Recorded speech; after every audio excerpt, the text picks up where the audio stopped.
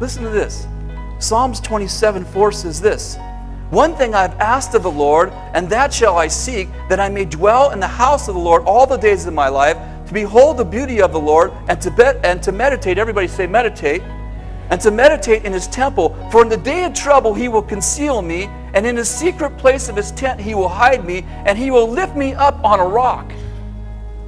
Hey, do you know what the word meditate is? Listen, it comes from the same word as meditate as medication, or as medical, or as medicine. It means to think in such a way that you get healthy.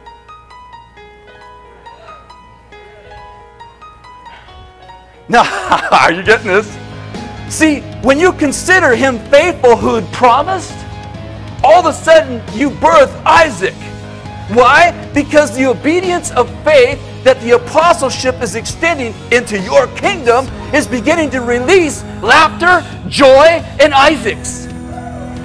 But when you consider trials a problem, instead of the challenge, remember, in order to have a testimony, you have to have a test. How are you going to have a money if you don't have a test? You got to have a test to have a money. You have to have a testimony.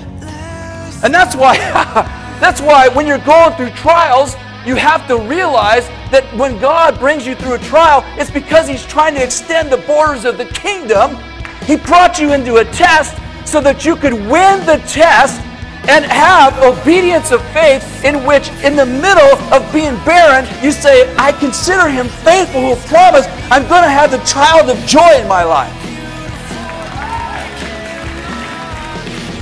In 2 Corinthians chapter 10, it says this. It says, the weapons of our warfare are not carnal, but they are divinely powerful for the destruction of fortresses. What's the next verse say?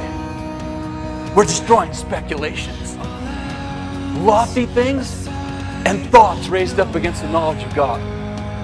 Did you see that? The kingdom is being extended. Woof. Why? Because the nature of apostleships is that they extend the kingdom by winning victories. Napoleon said that it's the object of war is victory, but the object of victory is occupation. He's extending the borders of the kingdom. And what's he doing? He's destroying fortresses. Fortresses, okay. So the kingdom is being extended. Where's it being extended to? Into our lives. And what are the fortresses that he's first overcoming when he sends out the apostles into our lives? First he's destroying speculation. What's speculation? Well, what if God doesn't come through and my daughter dies? What if my son doesn't serve the Lord? What if your wife's a half an hour late and the speculation says, I wonder if she got in an accident and dies. Wonder if your husband, he's been coming home a little bit late lately. And it's like, I wonder if he has a girlfriend on the side. And you walk by Pastor Bill and he didn't smile at you that day. And I wonder if he's mad at me. And I wonder if brother so-and-so, wonder if he meant this when he said that. And it just goes on and on. How many have ever had anything like that happen? Speculations that are raised up against the knowledge of God. And we begin to consider those speculations. And God says, no, I'm destroying speculations, lofty things, and every thought raised up against the knowledge of God. I'm breaking down fortresses, and the kingdom is being extended. Where's the first place it's being extended? Into your lives.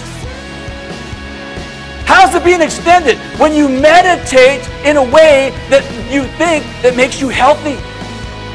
How do you do that? You consider him faithful who promised.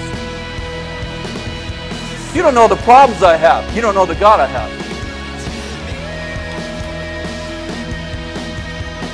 You don't understand my circumstances. No, but I understand my God.